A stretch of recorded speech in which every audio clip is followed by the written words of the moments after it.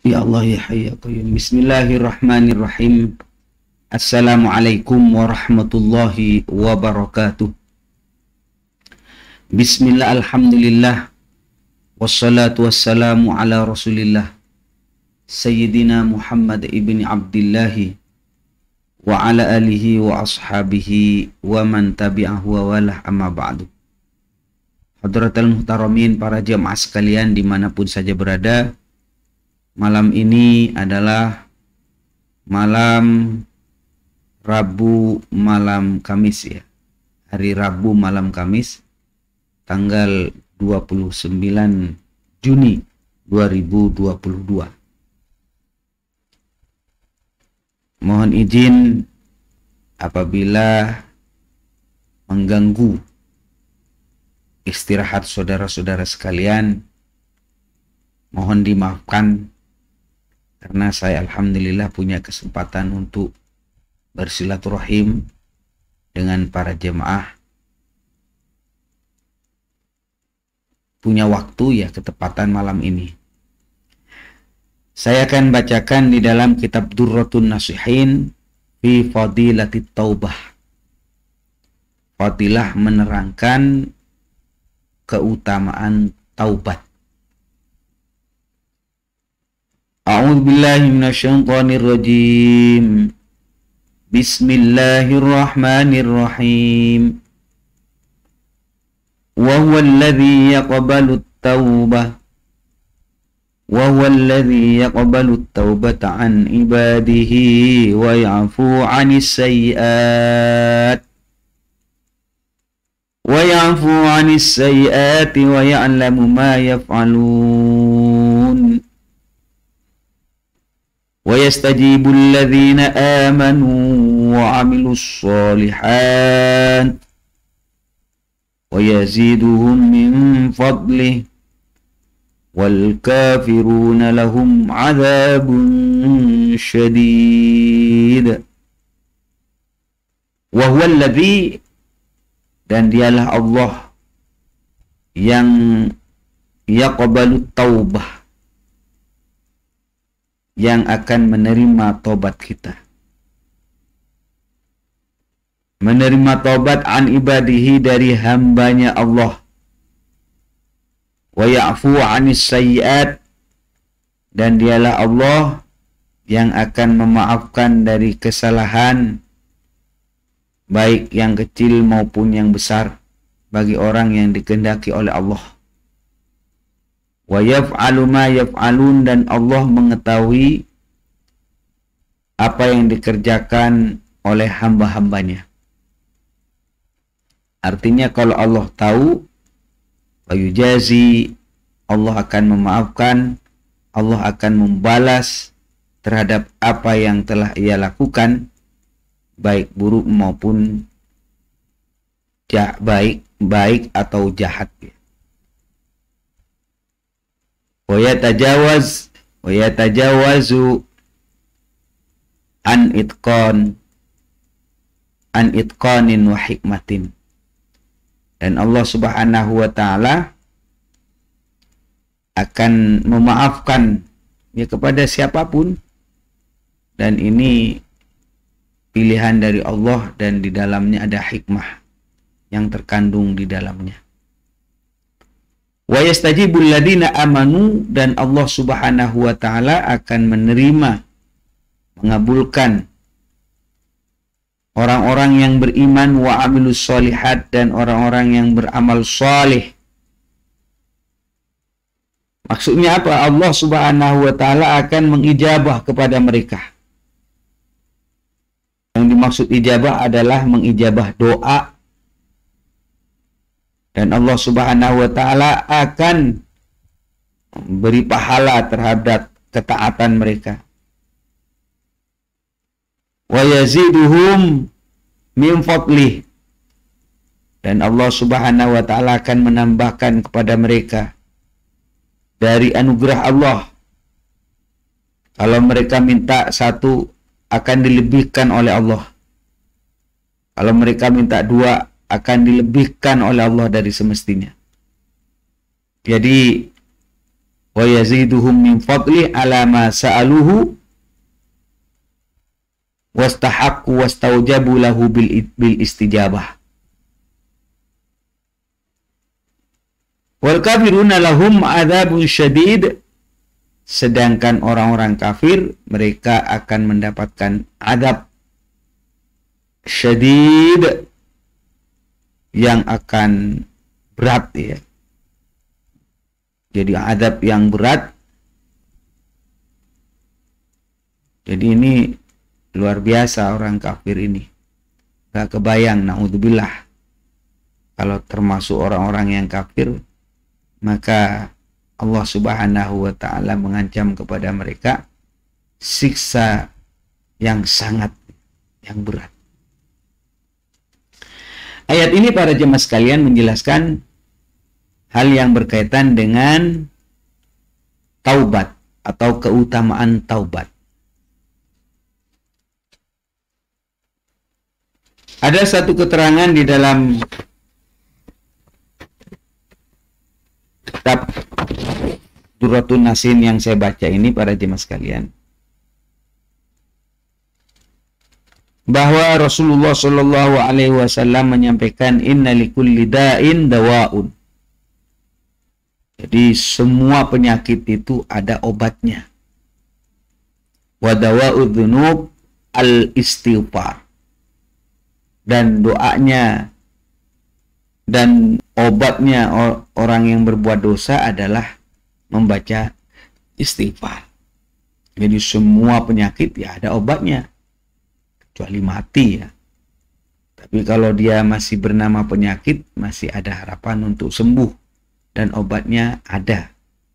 Hanya kadang-kadang dia belum pas menemukan saja. Jadi semua penyakit ada obatnya. Dan obatnya orang berbuat dosa adalah membaca istighfar. Wa qala alaihi salatu wassalam, Sayyidina Rasulullah bersabda, ayuhan nas, wahai manusia, tubu ilallah. Taubatlah kamu kepada Allah, fa inni atubu, karena sesungguhnya aku ini juga taubat, katanya Rasulullah, fil yaumi, sehari berapa kali? Mi'ata marratin, 100 kali Rasulullah itu taubat, istighfar, minta maaf kepada Allah 100 kali. Ini jadi pelajaran bagi kita. Rasulullah yang sudah diampuni ma taqaddama wa ma ta'akhkhar, dosanya dimaafkan, semua aku andaikan punya dosa. Itu Rasulullah masih membaca istighfar tidak kurang daripada 100 kali. Wa qala alaihi salatu wassalam, man lam yastaghfirillah, barang siapa tidak membaca istighfar, tidak mohon maaf kepada Allah, fi kulli yaumin marrataini, setiap hari dia tidak mengucapkan istighfar, tidak membaca istighfar, tidak memohon kepada Allah marrataini, 2 kali sehari ini, nggak ada istighfar yang diucapkan, minim 2 kali. Kalau tidak mengucapkan ini, faqad dzalama nafsah, maka sungguh dia telah zalim kepada dirinya sendiri. Ini para jemaah sekalian. Dan luar biasanya para jemaah, yang namanya umat Nabi Muhammad ini punya keistimewaan dibanding dengan umat-umat terdahulu berkaitan dengan pengampunan dosa. Ya. Misalnya dalam sebuah keterangan yang saya kutip di dalam kitab Durratun Nasihin, wa dzakara anna Adam alaihi salatu wassalam, dan diceritakan sesungguhnya Nabi Adam alaihi salatu wassalam, beliau bersabda, inna Allah ta'ala, sesungguhnya Allah subhanahu wa ta'ala, a'ta ummata Muhammadin, memberikan keistimewaan kepada umat Nabi Muhammad alaihi salatu wassalam. Dengan keistimewaan apa? Dengan diistimewakan dengan 4 hal. Ini hanya diberikan kepada umat Nabi Muhammad, tidak kepada umat-umat terdahulu. Ini yang disampaikan oleh Nabi Adam alaihissalatu wassalam. Al-ula anna qabula taubati kana bi Makkah. Yang pertama, yang beda dengan saya, katanya Nabi Adam, bahwa diterimanya tobatku ini hanya di Mekah. Jadi Nabi Adam membaca istighfar mohon maaf kepada Allah atas kelalaiannya waktu itu. Digoda oleh iblis. Dikirain iblis itu nggak bakalan menipu, ternyata menipu dia. Nah saat itu iblis meyakinkan sekali menggunakan simbol agama, menggunakan nama Allah untuk menipu Nabi Adam. Jadi jangan heran kalau orang menggunakan agama nama Allah digunakan untuk mencari uang, mencari pangkat jabatan, itu iblis juga demikian. Nabi Adam kan awalnya merasa nggak mungkin lah kalau dia main-main dengan nama Allah. Tapi ternyata iblis melakukan apapun. Apalagi manusia, Allah saja diolah sama si iblis. Yang pertama katanya Nabi Adam, anna qabula taubati kana bi Makkah. Saya diterima taubatnya itu di Mekah. Tapi wa ummatu Muhammadin sallallahu alaihi wasallam, umatnya Nabi Muhammad sallallahu alaihi wasallam yatubuna fi kulli makan. Dia itu diterima taubatnya di mana saja. Mau di rumah, mau di masjid, mau di jalan. Dia itu mau baca istighfar, mohon maaf kepada Allah, maafkan sama Allah. Jadi nggak nunggu pergi ke Mekah. Fayataqabbalullah taubatahum, fayataqabbalullah, maka kemudian Allah Subhanahu wa taala menerima taubat mereka. Ini para jemaah sekalian. Wasaniyatu anni kuntu labisan. Yang nomor 2, keunikan Nabi Muhammad dibanding dengan aku, katanya Nabi Adam. Sesungguhnya aku pada waktu melaksanakan maksiat itu pakai baju. Bukan maksiat izin ya. Jangan sampai kita menyebut Nabi Adam itu punya dosa. Walaupun dikatakan wa'asa Adam. Kenapa? Karena kita mempunyai sebuah keyakinan ismatuhum kasairil malaikat. Yang namanya Nabi Adam ini ismah, maksum, terjaga dari dosa seperti para malaikat. Jadi katanya Nabi Adam, aku pada waktu melakukan keteledoran itu, aku melakukan dalam keadaan memakai baju. Falamma asaitu, di saat saya melanggar aturan Allah, ja'alani uryana, Allah menjadikan aku menjadi orang yang telanjang. Jadi melakukan pelanggaran dengan keadaan menggunakan baju, setelah melakukan itu dia jadi telanjang. Kalau umat Nabi Muhammad bagaimana? Wa ummatu Muhammadin ya'suna uraya. Umat Nabi Muhammad bermaksiat dengan telanjang. Kemudian setelah selesai, fayalbasumullahu ta'ala. Kemudian Allah kasih baju, kasih pakaian. Kan kebalik. Kalau Nabi Adam waktu melakukan pelanggaran tersebut, yang dipicu oleh godaan rayuan daripada iblis, itu kan pakai baju saat itu. Yang namanya ada di surga. Tapi kemudian setelah melakukan pelanggaran tersebut, maka beliau itu lepas bajunya. Nah, kalau kita ketika maksiat melepas baju, selesai maksiat kita dipakein baju. Ini kehebatan umat Nabi Muhammad, keunikannya. Yang nomor 3 para jemaah sekalian, wasalisatu anni lamma asaitu. Ketika saya bermaksiat, maka Allah Subhanahu wa taala memisahkan aku dan istriku. Jadi ketika saya melakukan pelanggaran tersebut, aku dipisah sama ibu Hawa. Tapi sebaliknya umat Nabi Muhammad SAW, mereka berbuat maksiat dan mereka tidak dipisah antara mereka dan istrinya. Yang nomor 4, para jemaah sekalian, warrabi'ani asaitu fil jannah. Saya melakukan kesalahan, kekhilafan tersebut di surga. Fa'akhrajani minha. Dan aku diusir dari surga.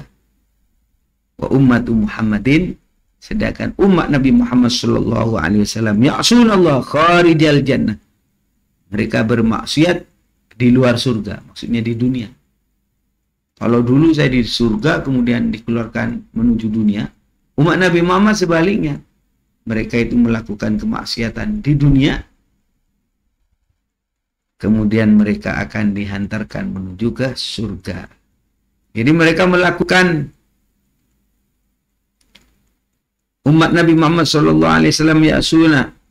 ya'sunallah walam. Umat Nabi Muhammad SAW melakukan kemaksiatan di luar surga, ya di sini, di dunia.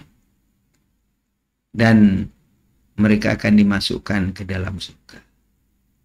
Sekarang melakukan kemaksiatan di luar surga, ya di dunia ini. Tetapi para jemaah sekalian, satu saat atas kehendak Allah, mereka akan dimasukkan ke dalam surga apabila mereka taubat. Ya intinya para jemaah sekalian, kita bersama-sama ayo taubat, istighfar. Karena kalau kita mempunyai masalah di dalam kehidupan kita, baik dalam ekonomi, maupun dalam masalah pekerjaan, dalam masalah apa saja, masalah kesehatan, masalah keluarga, masalah anak, ruwet kita. Jadi keruwetan hidup itu sejatinya karena kita tidak tobat. Allah ingin bagaimana sekiranya kita besok menghadap kepada Allah dalam keadaan bersih. Dibersihkan dulu. Dengan apa dibersihkan? Dengan kerepotan hidup, kesulitan hidup yang kita hadapi. Dalam bidang apapun. Nah, Kiai, bagaimana sekiranya tidak ditebus dengan kesulitan hidup, tapi dengan cara yang lain? Ada nggak? Ya ada. Kira-kira kalau kita